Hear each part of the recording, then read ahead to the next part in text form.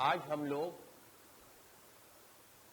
नियम और तर्क दोष, रूल्स एंड फैलसीज पर जो आधारित एक्सरसाइजेज हैं उनको देखेंगे, जिसमें पहली और दूसरी जो दो एक्सरसाइजेज हैं उसमें यह बतलाना है कि वो युक्ति अवैध है तो किस नियम का उल्लंघन हो रहा है और वह कौन तर्क दोष से ग्रसित है। और इसके बाद की जो थर्ड एक्सरसाइज है वो काफी इंटरेस्टिंग है, जिसके अंतर्गत हम 6 नियमों का प्रयोग करते हुए रिप्लाई करेंगे। तो पहले जल्दी से एक आध दो चार प्रश्न हम लोग फर्स्ट 2 एक्सरसाइज को देख लेते हैं। मैं क्वेश्चन पढ़ रहा हूं जिसे थर्ड एक्सरसाइज पे ज्यादा कंसंट्रेट कर सकें। ओके,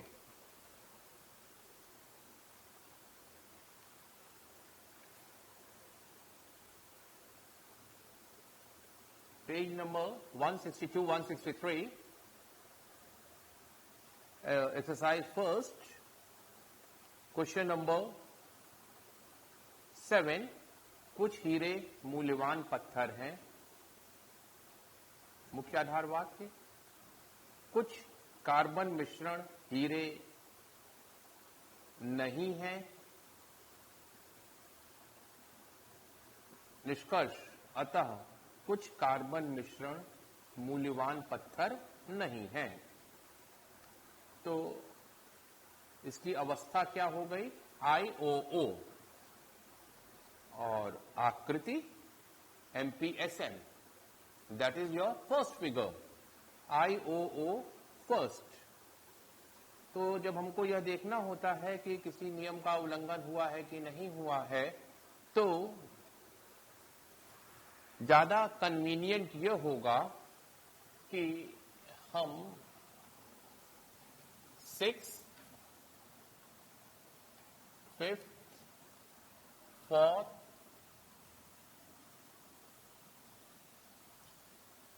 2nd, 3rd और सबसे बाद में रूल 6 को अप्लाई करें, क्योंकि यूजुअली रूल 1 का वायलेशन प्रायः कम ही देखने को हमें मिलता है।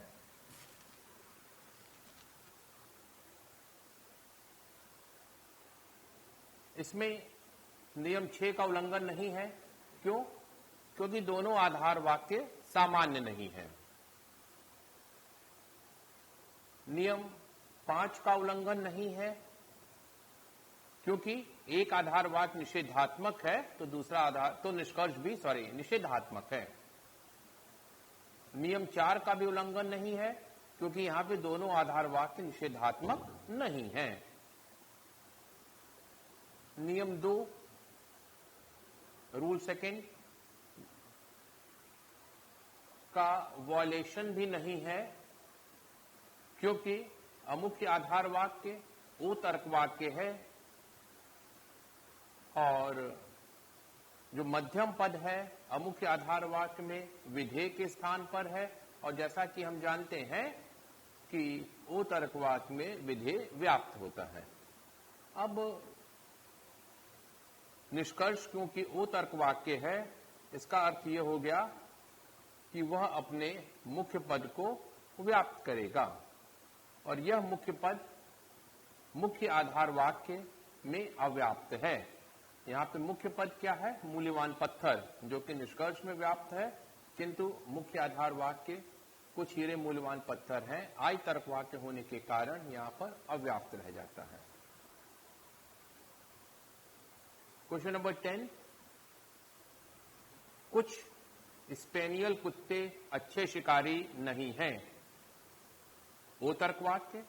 सभी स्पेनियल कुत्ते अच्छे कुत्ते हैं, ए तर्क वाक्य। निष्कर्ष अतः कोई अच्छा कुत्ता अच्छा शिकारी नहीं है, ई तर्क वाक्य। तो इस प्रकार से अवस्था क्या हो गई? OAE और आकृति MPMS माने थर्ड, OAE थर्ड। तो नियम 6 का वॉयलेशन नहीं है क्योंकि दोनों आधार वाक्य सामान्य नहीं है विशिष्ट निष्कर्ष के साथ। नियम 5 का वॉयलेशन भी नहीं है, एक आधार वाक्य निषेधात्मक है तो निष्कर्ष भी निषेधात्मक है। नियम 4 का वॉयलेशन नहीं है क्योंकि दोनों आधार वाक्य निषेधात्मक नहीं है। फिर रूल 2 का भी वॉयलेशन नहीं है क्योंकि स्पेनियल कुत्ते जो हैं वह अमुख्य आधार वाक्य में, जो कि यहां पे मध्यम पद है, व्याप्त हो जाता है क्योंकि अमुख्य आधार वाक्य ए तर्क वाक्य है और उद्देश्य को व्याप्त करेगा, और यहां पर जो है स्पेनियल कुत्ते जो कि मध्यम पद है उद्देश्य के स्थान पर। किंतु निष्कर्ष ई तर्क वाक्य है, इसका अर्थ यह हो गया कि वह अपने अमुख्य और मुख्य दोनों पदों को व्याप्त करेगा। तो मुख्य पद तो मुख्य आधार वाक्य में व्याप्त है, अच्छा शिकारी नहीं, लेकिन जो अमुख्य पद है अच्छा कुत्ता जो कि निष्कर्ष में व्याप्त है, किंतु अमुख्य आधार वाक्य में यह अमुख्य पद अव्याप्त है, जहां पे यह कहा गया सभी स्पेनियल कुत्ते अच्छे कुत्ते हैं। तो यहां पे अच्छे कुत्ते अमुख्य पद है और यह अमुख्य आधार वाक्य ए तर्क वाक्य है। ए तर्क वाक्य में हम जानते हैं उद्देश्य व्याप्त होता है किंतु विधेय अव्याप्त रहता है। इस प्रकार से अच्छे कुत्ते जो कि अमुख्य पद है अमुख्य आधार वाक्य में अव्याप्त अनडिस्ट्रीब्यूटेड है और यह टर्म निष्कर्ष में व्याप्त है, और यह नियम 3 का उल्लंघन हो गया। और यहां पे जो तर्क दोष है उसे हम कहेंगे अनियमित अमुख्य पद तर्क दोष, fallacy of illicit minor term। तो ये जो पहली एक्सरसाइज है यह मानक आकार में ही प्रस्तुत की गई है, लेकिन जो सेकेंड एक्सरसाइज है वहां पे हमारा कार्य यह होगा कि पहले आवश्यकता पड़े तो उसे हम मानक आकार में प्रस्तुत करें, और इसके लिए जरूरी है कि हम निष्कर्ष को पहचान लें। निष्कर्ष को पहचानने पे हम मुख्य और अमुख्य पद की पहचान कर लेते हैं, और फिर हमको आधार वाक्य में उस आधार वाक्य को पहले कहना चाहिए, माने जो मुख्य आधार वाक्य है जिसमें कि मुख्य पद हमें प्राप्त हो रहा है। तो मुख्य आधार वाक्य, अमुख्य आधार वाक्य, तो निष्कर्ष। ओके,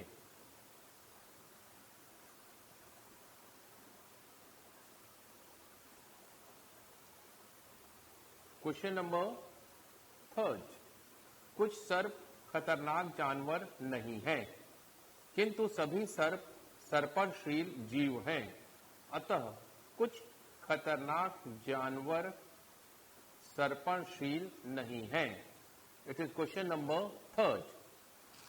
तो इसे हमें क्या करना चाहिए, पहले इसको लिख लेना चाहिए निष्कर्ष को पहचानते हुए। निष्कर्ष तो एकदम स्पष्ट है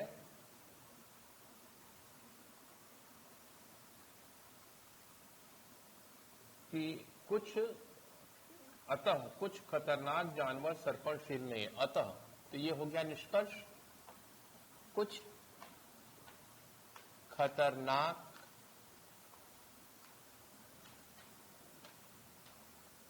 जानवर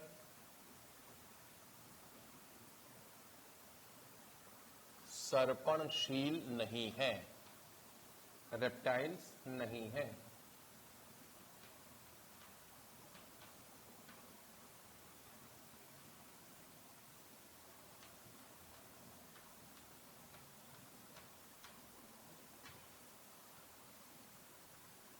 अब इसमें सर्पणशील क्या है, मुख्य पद है, तो हम पहले मुख्य आधार वाक्य को लिखें।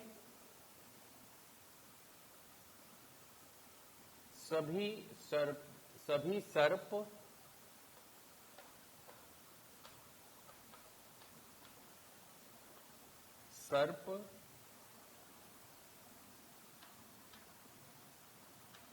सर्पणशील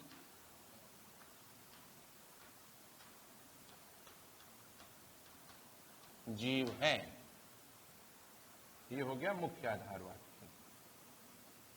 फिर अमुख्य आधार वाक्य, कुछ सर्प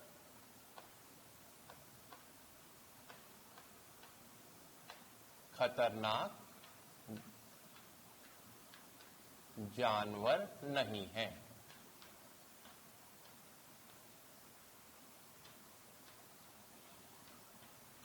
तो अब ये स्टैंडर्ड फॉर्म में एक्सप्रेस हो गया। अवस्था आकृति, यह तो हमें हमेशा पहचानना होता ही है। AOO फाइन, फिर अवस्था तो AOO हो गए, आकृति MP MS, कौन सी हुई? थर्ड। ओके, अब यहां पर नियम 6 का उल्लंघन नहीं है, क्योंकि दो समान आधार वाक्य के साथ में विशिष्ट निष्कर्ष नहीं है। नियम 5 का भी उल्लंघन नहीं है, एक प्रीमिस नेगेटिव है तो कंक्लूजन भी नेगेटिव है। नियम 4 का वॉल्यूशन नहीं है, क्योंकि दोनों आधार वाक्य निषेधात्मक नहीं है। नियम 2 का भी उल्लंघन नहीं हो रहा है, क्योंकि मुख्य आधार वाक्य में सर्प जो मध्यम पद है वह व्याप्त हो गया। तो बस समस्या जो है यह है कि जो सर्पणशील है, जो कि मुख्य आधार वाक्य जो मुख्य पद है, सर्पणशील जो कि मुख्य पद है, मेजर टर्म है, निष्कर्ष के ओ तर्क वाक्य होने के कारण यहां पर व्याप्त है, किंतु यही सर्पणशील मेजर टर्म मुख्य आधार वाक्य में मेजर प्रेमिस में अव्याप्त है, क्योंकि मेजर प्रेमिस ए प्रपोजिशन है और ए प्रपोजिशन में सब्जेक्ट डिस्ट्रीब्यूटेड होता है, किंतु प्रेडिकेट रिमेन्स अनडिस्ट्रीब्यूटेड।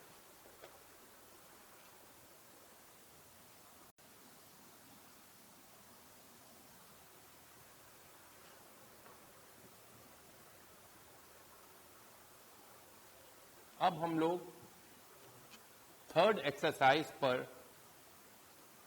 कंसंट्रेट करेंगे, जो कि इंटरेस्टिंग है। 6 नियमों को लगाकर अधोलिखित प्रश्नों के उत्तर दीजिए। सभी संभाव्य विषयों पर विचार करने का प्रयत्न करिए। मैं प्रश्न पढ़ूंगा और उसे मैं फिर एक्सप्लेन करूंगा। जरूरत पड़ेगी तो ब्लैक बोर्ड की भी मदद ली जाएगी। पहला प्रश्न, क्या कोई ऐसा मानक निरपेक्ष न्याय वाक्य वैध हो सकता है जिसमें ठीक 3 पद हो और प्रत्येक पद अपने दोनों प्रयोगों में व्याप्त हो? तो इस प्रश्न में हम कोई ऐसी वैध निरपेक्ष न्याय वाक्य की तलाश कर रहे हैं जो कि अपने तीनों पदों को अपने दोनों प्रयोगों में व्याप्त करे। तो यहां पे जो 3 पद क्या है? स्पष्ट है, मुख्य पद, अमुख्य पद और मध्यम पद, राइट।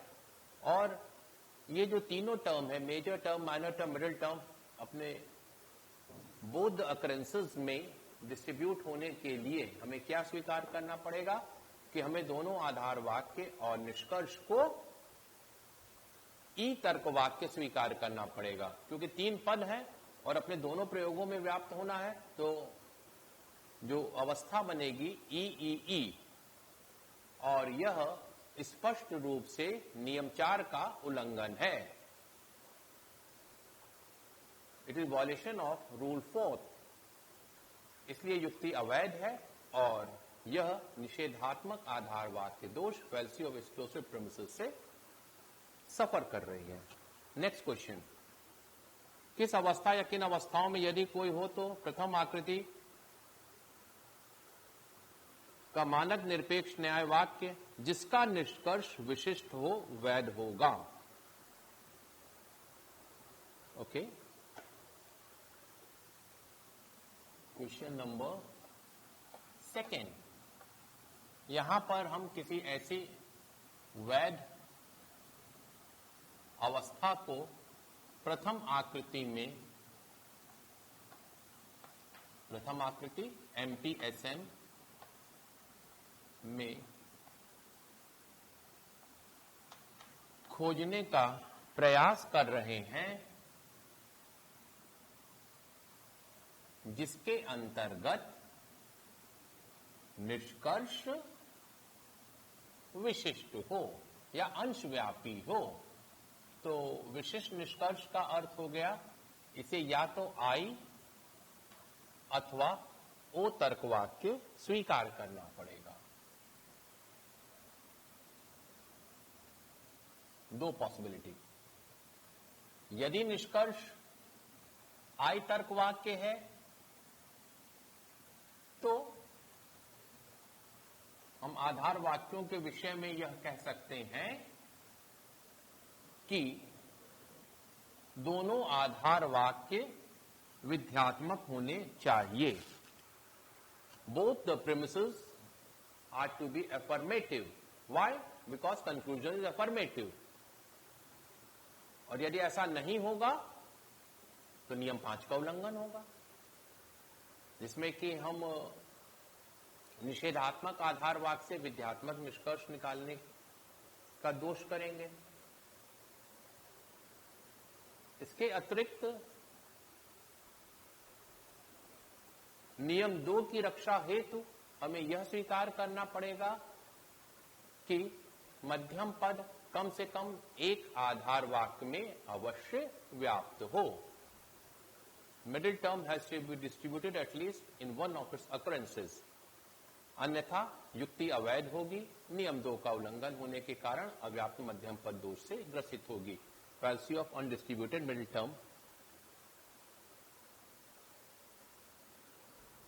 इसके अतिरिक्त नियम 6 की रक्षा हेतु हमें यह भी स्वीकार करना पड़ेगा कि दोनों आधार वाक्य सामान्य तर्क वाक्य नहीं हो सकते हैं, क्योंकि निष्कर्ष विशिष्ट है।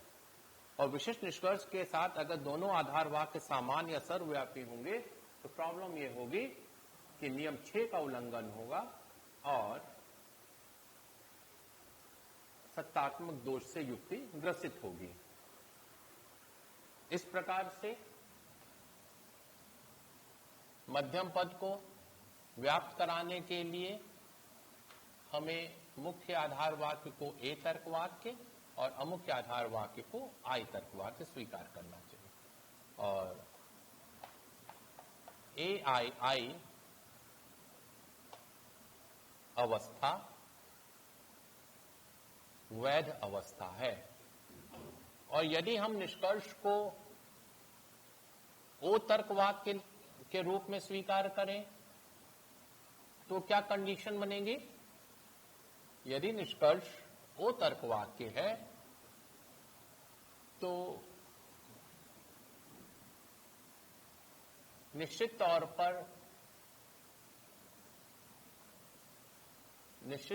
पर नियम 3 की रक्षा हेतु मुख्य आधार वाक्य को निषेधात्मक होना चाहिए, जिससे कि वह मुख्य पद को मुख्य आधार वाक्य में व्याप्त करा ले। करेक्ट। फिर नियम 2 की भी रक्षा होनी चाहिए, अर्थात मध्यम पद को कम से कम एक आधार वाक्य में अवश्य व्याप्त होना चाहिए, अन्यथा युक्ति अवैध होगी और अव्याप्त मध्यम पद दोष से ग्रसित होगी। मध्यम पद अमुख्य आधार वाक्य में व्याप्त नहीं हो सकता है। क्यों? क्योंकि इसके लिए हमें फिर अमुख्य आधार वाक्य को निषेधात्मक तर्क वाक्य स्वीकार करना पड़ेगा, और जबकि हम पूर्व में ही मुख्य आधार वाक्य को निषेधात्मक तर्क वाक्य स्वीकार कर लिए हैं। तो अतः मुख्य आधार वाक्य को ई तर्क वाक्य ही होना चाहिए, जिसके परिणाम स्वरूप वह मध्यम पद और मुख्य पद को व्याप्त करा ले।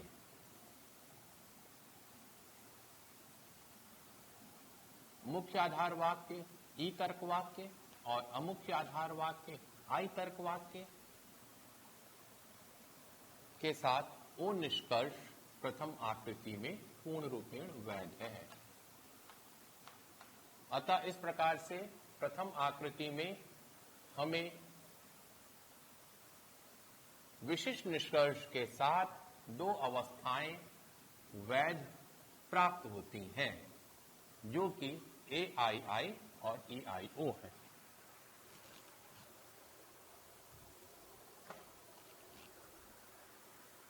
क्वेश्चन नंबर 3, किस आकृति या किन आकृतियों में यदि कोई हो तो वैध मानक निरपेक्ष न्याय वाक्य के आधार वाक्य मुख्य और अमुख्य पद दोनों को व्याप्त करते हैं?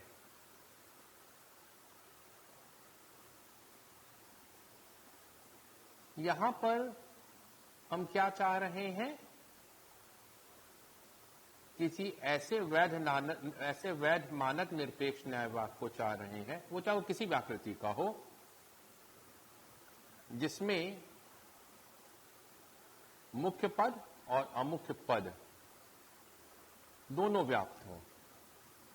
तो जाहिर सी बात है, अगर कोई निरपेक्ष न्याय वाक्य वैध है तो उसे अपने किसी एक आधार वाक्य में मध्यम पद को अवश्य व्याप्त कराना पड़ेगा, अन्यथा नियम 2 का उल्लंघन होते हुए युक्ति अवैध होगी और अव्याप्त मध्यम पद दोष से ग्रसित होगी। It is going to suffer from the fallacy of undistributed middle term and it will be clear cut violation of rule 2। तो इससे एक बात तो समझ में आ गई, क्या कि इसमें एक आधार वाक्य को हमें ई तर्क वाक्य और दूसरे आधार वाक्य को हमें ए तर्क वाक्य स्वीकार करना पड़ेगा, और साथ ही साथ में जो निष्कर्ष होगा वह ई तर्क वाक्य होगा। हम ऐसा क्यों कह रहे हैं? हम ऐसा इसलिए कह रहे हैं कि निष्कर्ष के ई तर्क वाक्य होने पे 2 पद ऑटोमेटिकली डिस्ट्रीब्यूट हो गए, माइनर एंड मेजर टर्म, और एक प्रेमिस के ई तर्क वाक्य होने पर वह 2 पद को आसानी से व्याप्त करा ले रहा है, और एक जो तीसरा पद बच जाता है उसको व्याप्त कराने के लिए हमें दूसरे आधार वाक्य को ए तर्क वाक्य स्वीकार करना पड़ेगा।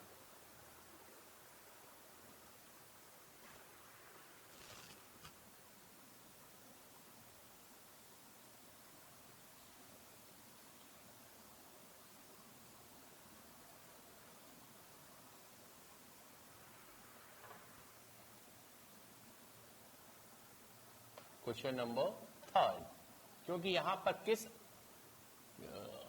किसी आकृति या किन आकृतियों में, इसका अर्थ यह हो गया कि यहां तो हमें चारों आकृतियों पर विचार करना पड़ेगा, जबकि इससे पहले वाला प्रश्न जो था वह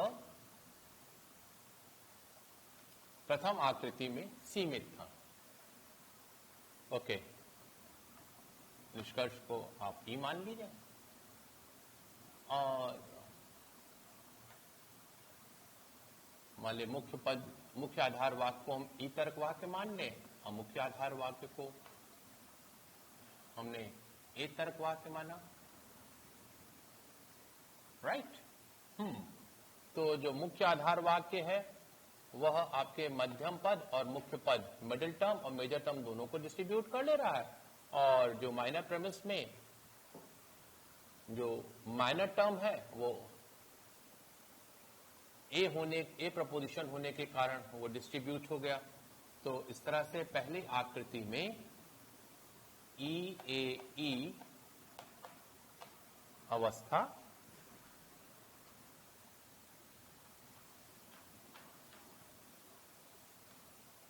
पूर्ण रूपेण वैध है,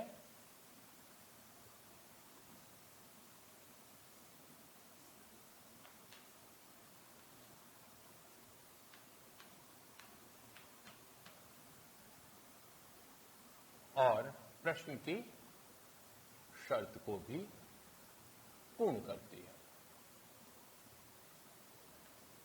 इसी चीज को हमें रिपीट करना है। निष्कर्ष को हमने ई तर्क वाक्य मान लिया, एंड देन मुख्य आधार वाक्य को हम ई तर्क वाक्य, अमुख्य आधार वाक्य को ए तर्क वाक्य, या फिर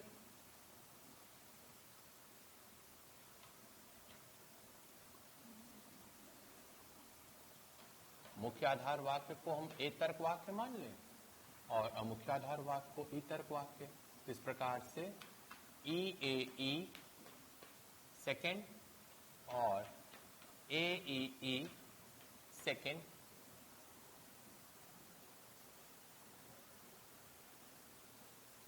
पूर्ण रूपेण वैध है और प्रश्न की सभी शर्तों को पूर्ण करती है। इसी प्रकार से हम थर्ड और फोर्थ फिगर में भी डेमोन्स्ट्रेट कर सकते हैं और वैध अवस्था को तलाश लेंगे।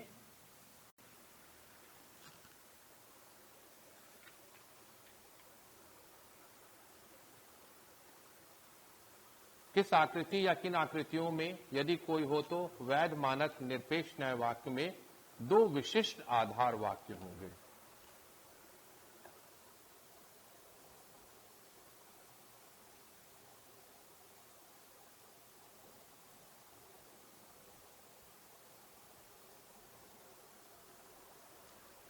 दो विशिष्ट आधार वाक्य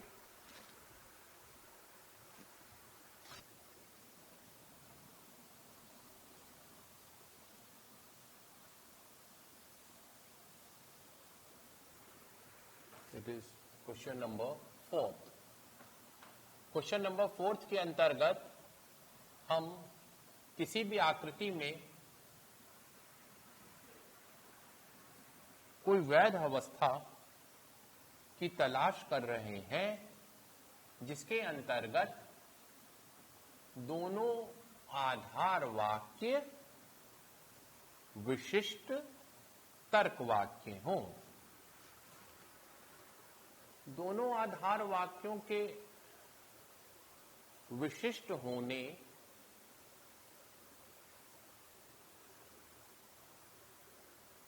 के लिए आवश्यक यह होगा कि हम आधार वाक्य के युग्म को, पेयर को आई ओ या ओ आई तर्क वाक्य स्वीकार करें। दोनों आधार वाक्य ना तो आई तर्क वाक्य हो सकते हैं और ना ही ओ तर्क वाक्य। क्यों? यदि दोनों आधार वाक्य आई तर्क वाक्य हैं तो युक्ति अवैध होगी और अव्याप्त मध्यम पद दोष से ग्रसित होगी, और यदि दोनों आधार वाक्य ओ तर्क वाक्य हैं तो यह स्पष्ट रूप से नियम 4 का उल्लंघन होगा और युक्ति निषेधात्मक आधार वाक्य दोष से ग्रसित होगी। करेक्ट? लेकिन यदि हम आधार वाक्यों को आई ओ या ओ आई स्वीकार करें तो समस्या यह होगी कि नियम 5 के रक्षा हेतु हमें निष्कर्ष को निषेधात्मक तर्क वाक्य स्वीकार करना पड़ेगा। Conclusion has to be negative proposition. Why? Because one of its premise is a negative one. अब इसमें समस्या यह है कि यदि निष्कर्ष आपके निषेधात्मक है तो मुख्य पद निष्कर्ष में अवश्य व्याप्त होगा, और आधार वाक्यों को हम आई ओ या ओ आई के रूप में स्वीकार कर रहे हैं तो समस्या यह होगी कि वह अधिक से अधिक एक ही पद को व्याप्त कर सकेगा।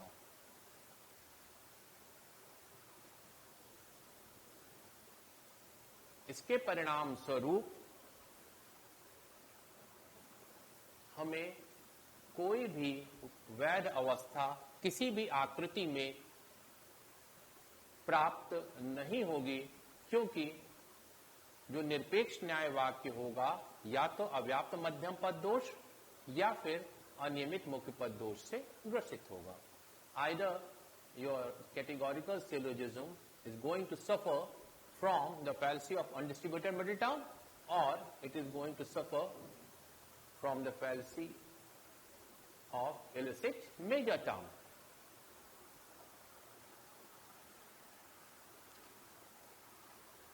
किस आकृति या किन आकृतियों में यदि कोई हो तो वैध मानक निरपेक्ष न्याय वाक्य में केवल एक पद व्याप्त होगा और वह भी केवल एक बार। Very interesting question.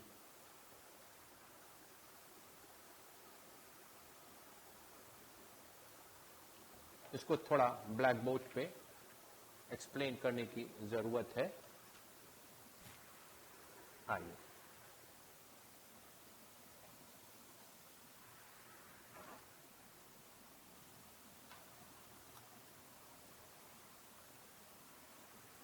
इस प्रश्न के अंतर्गत हम यह पा रहे हैं कि क्या कोई भी अवस्था किसी भी आकृति में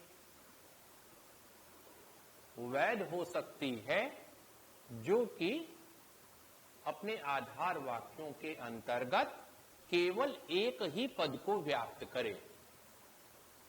इसके आप इंप्लीकेशंस को समझ रहे होंगे कि अगर वह एक ही पद को व्याप्त होना है और युक्ति को या न्याय वाक्य को वैध होना है, तो निश्चित तौर पर वह जो पद होगा वह मध्यम पद होगा। That term has to be middle term only, अन्यथा नियम 2 का उल्लंघन होगा और युक्ति अव्याप्त मध्यम पद दोष से ग्रसित होगी। Very clear, obvious, it is going to suffer from the fallacy of undistributed middle term. इस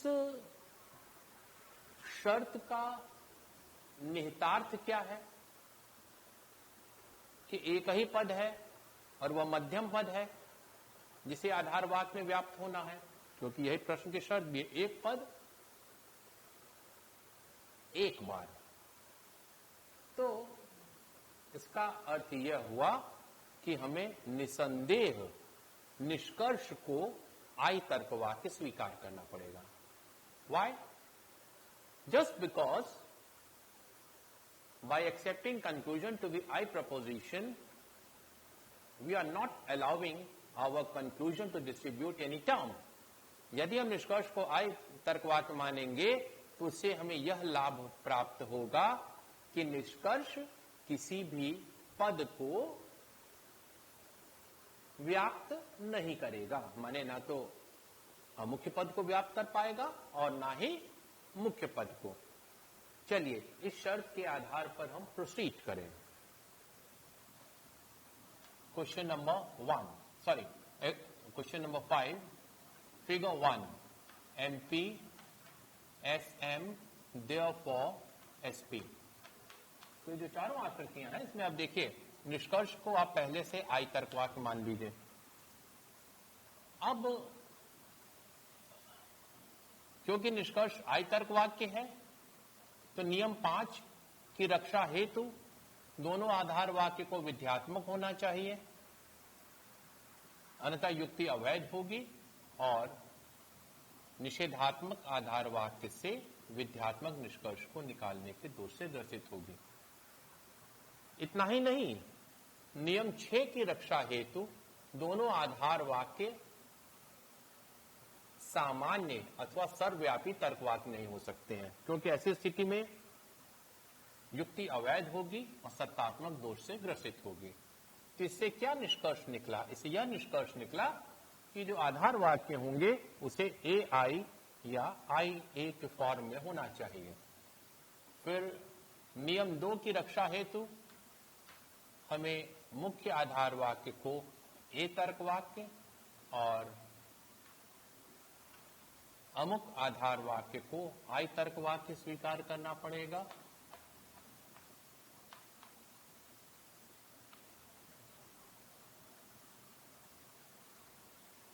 इस प्रकार से AII1 पूर्ण रूपेण वैध है और प्रश्न की इस शर्त को भी पूर्ण कर रही है कि केवल एक पद और वह भी केवल एक बार व्याप्त हो।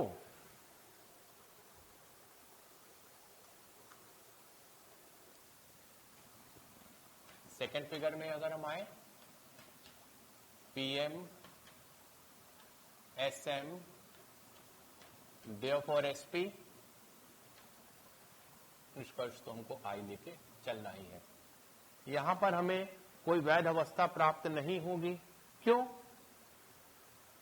क्योंकि निष्कर्ष आई तर्क वाक्य है, तो दोनों आधार वाक्यों को विध्यात्मक स्वीकार करना हमारी तार्किक बाध्यता है, अन्यथा नियम 5 का उल्लंघन होगा और युक्ति अवैध हो जाएगी। और यदि हम दोनों आधार वाक्यों विध्यात्मक माने अफर्मेटिव स्वीकार करते हैं तो प्रॉब्लम यह होगी कि जो मध्यम पद है, मिडिल टर्म है, वह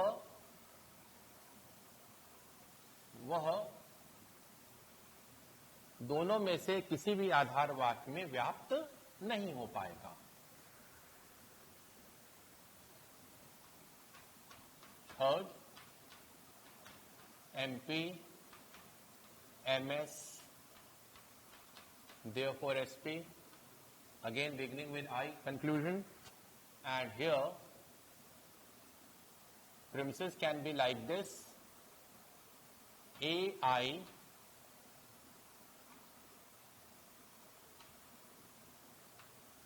or IA. AII third and IAI third, ये दो अवस्थाएं हमें थर्ड फिगर में प्राप्त होती हैं जो कि वैध है और केवल एक ही पद को एक बार व्याप्त करा रही है।